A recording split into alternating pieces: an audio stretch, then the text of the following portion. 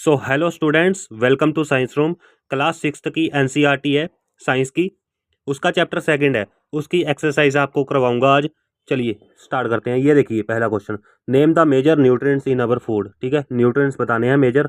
ठीक है, second question में है nutrients which mainly give energy to our body. ठीक है, जो बॉडी को एनर्जी देते हैं। ठीक है, nutrients that are needed for the growth and maintenance, जो ग्रोथ और मेंटेनेंस के लिए रिस्पॉन्सिबल होते हैं, उसका नाम लिखना है। ठीक है, फिर उसके बाद vitamin required for maintaining good eyesight, जो आईसाइट के लिए अच्छे होते हैं विटामिन। ठीक है, फिर minerals that is required for keeping our body bone healthy. ठीक है, ये लिखने हैं। फिर उसके बाद name two food each rich in, इसकी दो दो एग्जांपल्स लिखनी है, फैट की, स्टार्च की, डाइटरी फाइबर्स की। ठीक है, एंड प्रोटीन की। उसके बाद ट्रू फॉल्स हैं, उसके बाद फिलिंग द ब्लैंक्स हैं। चलो स्टार्ट करते हैं, आ जाओ।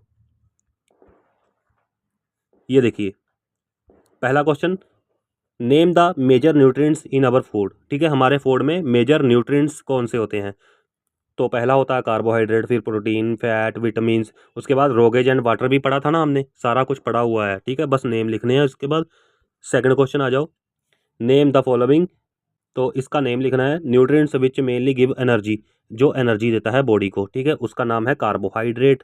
उसके बाद nutrients that are needed for the growth and maintenance of our body. ठीक है, बॉडी के लिए ग्रोथ और मेंटेनेंस के लिए कौन सा रिस्पॉन्सिबल होता है न्यूट्रिएंट्स? उसका आंसर है प्रोटीन। ठीक है, चलो आगे आ जाओ। Vitamin required for maintaining good eyesight, eyesight के लिए कौन सा विटामिन अच्छा होता है? विटामिन ए।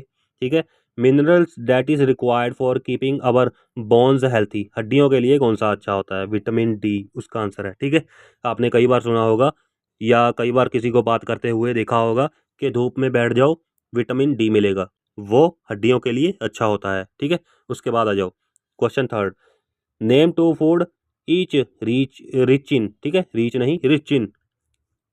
उसकी दो दो एग्जांपल्स लिख देंगे। पहले फैट की देखो, मिल्क में फैट होता है, बटर में फैट होता है और ऑयल में फैट होता है। उसके बाद स्टार्च किस में होता है? राइस में होता है, व्हीट में होता है, कॉर्न में होता है। ठीक है, उसके बाद डाइटरी फाइबर सीड्स में होता है। ठीक है, सोयाबीन्स रोस्टेड होते हैं जो, उसमें होता है।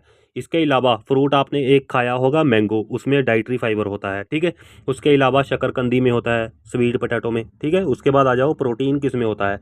एग में होता है, मिल्क में होता है। ठीक है, इसके अलावा भी आप कई एग्जांपल्स लिख सकते हैं फूड की। ठीक है, उसके बाद आ जाओ फोर्थ क्वेश्चन है, tick the statement that are correct. Correct पर टिक लगाना है और इनकोरेक्ट पर फॉल्स। ठीक है, क्रॉस लगा देना है। आ जाओ, बाय ईटिंग राइस लोन, अगर हम अकेले राइस खाते रहें, ठीक है, तो क्या होगा? We can fulfil nutritional requirement for our body, क्या हमारी बॉडी की न्यूट्रिशनल रिक्वायरमेंट हैं जो वो पूरी हो जाएंगी अकेले राइस खाने से? तो इसका आंसर है नहीं, फॉल्स है। ठीक है, आगे आ जाओ, deficiency disease can be prevented by eating balance diet, अगर हम बैलेंस डाइट खाएं तो क्या डेफिशिएंसी डिसीज को प्रिवेंट कर सकते हैं? इसका आंसर है हाँ, बिल्कुल सही। ठीक है, उसके आगे आ जाओ, balance diet for the body should contain variety of food items, हाँ, वैरायटी ऑफ फूड आइटम्स होते हैं, बिल्कुल सही। ठीक है, उसके बाद आ जाओ, मीट अलोन, देखो meat alone sufficient to provide all nutrients to our body, क्या मीट खाने से सारे न्यूट्रिएंट्स मिल सकते हैं बॉडी को? इसका आंसर है नहीं, गलत। ठीक है, उसके बाद filling the blanks, dash is caused by deficiency of vitamin D, vitamin D की अगर डेफिशिएंसी हो जाए तो क्या हो जाता है? तो हो जाता है रिकट।